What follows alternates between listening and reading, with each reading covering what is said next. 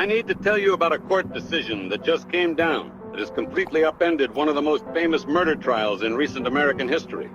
This week, the South Carolina Supreme Court, all 5 justices, unanimously, overturned Alex Murdaugh's conviction for murdering his wife Maggie and his son Paul back in June of 21. The 2 life sentences he was serving for those murders? Vacated. Gone. And the reason why this happened is going to make you question everything you thought you knew about how trials are supposed to work.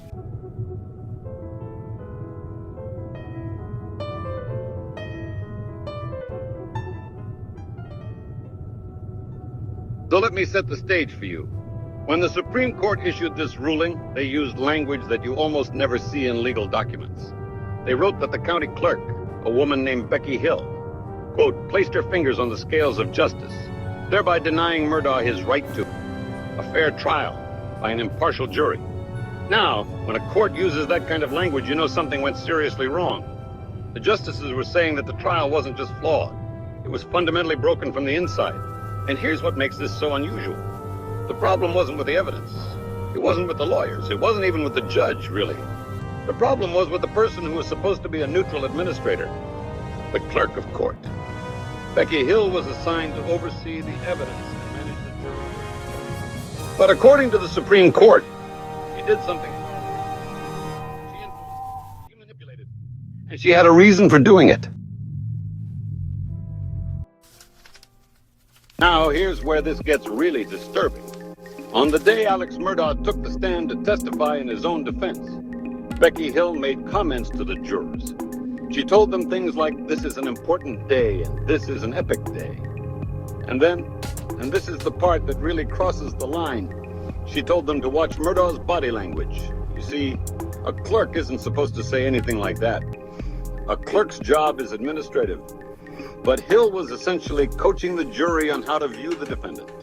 She was telling them, without directly saying it, don't believe this guy. Watch him. He's lying. The court found that Hill's desire to insert herself into the jury's deliberations was directly connected to a book she was planning to write. The book was called Behind the Doors of Justice. The Murdaugh Murders. She wanted a guilty verdict because, frankly, it would sell more copies. The book was eventually pulled from publication after plagiarism allegations surfaced, but the damage to Murdaugh's trial had already been done.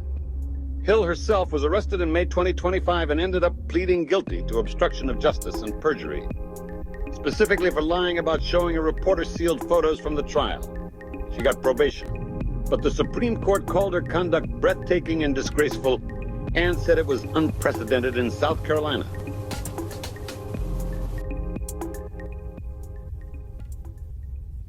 So you might be thinking, okay, the conviction's overturned. Does that mean Murdaugh walks free? No, not even close. Murdaugh is currently serving a 27-year state prison sentence for stealing around $12 million from his clients and his law firm. On top of that, he's serving a 40-year federal sentence for wire fraud, bank fraud, and money laundering. The man is 57 years old. He's not getting out. But now he's going to face a second murder trial. South Carolina's Attorney General came out immediately after the ruling and said he respectfully disagreed with the court's decision. He vowed to aggressively seek to retry Murdaugh as soon as possible. The case is going back to the lower court, but no trial date has been set yet. Now, Murdaugh's defense attorneys say the retrial has to look very different from the first one. The Supreme Court also found that the trial judge went too far in allowing evidence of Murdaugh's financial crimes into the murder trial. The state spent 12 and a half hours over 10 days presenting financial crimes evidence. The court said that created unfair prejudice, so in the retrial, that evidence will be limited. The question now is whether the state can get another conviction without leaning so heavily on the financial crimes and without a clerk tipping the scales. This case has already spawned streaming series, best-selling books, and dozens of true crime podcasts. And now, it's about to do it all over again.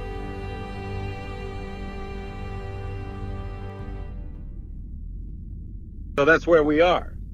A unanimous Supreme Court decision, a disgraced clerk, a defendant who's guilty of stealing millions but might get a second chance on the murder charges, and a justice system that had to admit it got it wrong the first time, not because of the evidence, but because someone on the inside couldn't help herself. I'll be watching to see what happens next, and I think a lot of people will be too.